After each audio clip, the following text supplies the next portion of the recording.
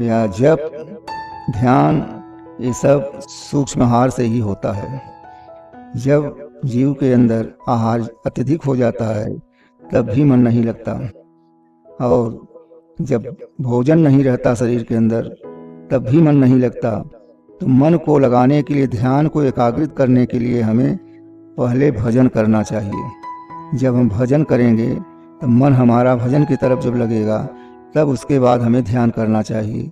तब ध्यान जो है एकाग्र चित्त हो जाता है। तब जब करने में हमें नारायण की वो छवि दिखाई पड़ने लगती है, जो असली छवि, जो निराकार है। वो कई रूपों में आता है, पुरुष रूप में, अक्षर रूप में, ज्योति रूप में, धब्बे के रूप में। तो इन रूपों का जब मुझे दर्शन मिलता है तब जानिए कि हमारी साधना सही चल रही है। साधना ही मूल है। जीव को परम गति अगर प्राप्त करना है तो साधना भगवान नारायण के नाम का जप और उनके नाम पर व्रत करना ही एक सरल मार्ग है। जीव इससे पूर्णतः लाभ प्राप्त कर सकता है, क्योंकि सबसे सरल यही है कि कलयुग केवल नाम आधारा, सुमिर सुमिर नर उतर ही पा रहा हूँ। तो इस कलिकाल में क्रियाएं तो नहीं हो पाती, लेकिन नाम तो जरूर मिल सकता है। तो गुरु के आदेश का नाम जो है, उनके मार्गदर्शन दिए हुए अक्षरों का जो शब्द है, उस नाम का उच्चारण जप करके ही जीव अपने जीवन को सफल बना सकता है। संसार में रह करके जीव अनेक प्रकार के कष्टों से कष्टित होकर के परेशान रहता है। पूजा पाठ में भी मन नहीं लगता उसका।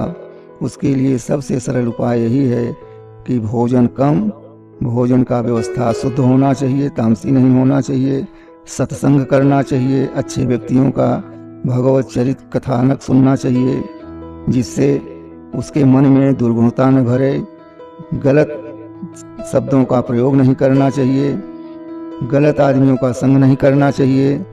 तभी जो है साधना सफल होती है। और जब जाप आपका मजबूत हो जाता है तो नारायण की ऐसी कृपा है कि अगर उनकी जब कृपा हो गई तो सारे कष्ट दूर हो जाते हैं। फिर उसे अपने जीवन को समर्पित करके अपूर्ण लक्ष्य की प्राप्ति कर लेना चाहिए। नारायण का जाप ही सर्वश्रेष्ठ है। सारे विधि विधानों से नारायण का नाम का जाप सबसे उच्च है, सबसे सुंदर है, सबसे सरल है, जो जीव को मोक्ष प्राप्त कराता है। साधना साधक के लिए सबसे सरल यही उपाय है कि सुबह शाम एक माला नारायण का जाप करे, उसके बाद अपने गृहस्थ में लग करके अपने क्रियाकलाप को करे। क्योंकि गृहस्थ में जब तक गृहस्थी का पूर्ण भार आप पूर्णतः निवारण नहीं कर पाते हैं, तब तक भी आपकी साधना अधूरी मानी जाती है। ये ईश्वर की गति है। परिश्रम आप करना आपका धर्म है, और परिश्रम जो करता है वही भगवत तत्व की प्राप्ति भी करता है। इसलिए हमें परिवार का संचालन भी करना है और भगवत भजन भी करना है।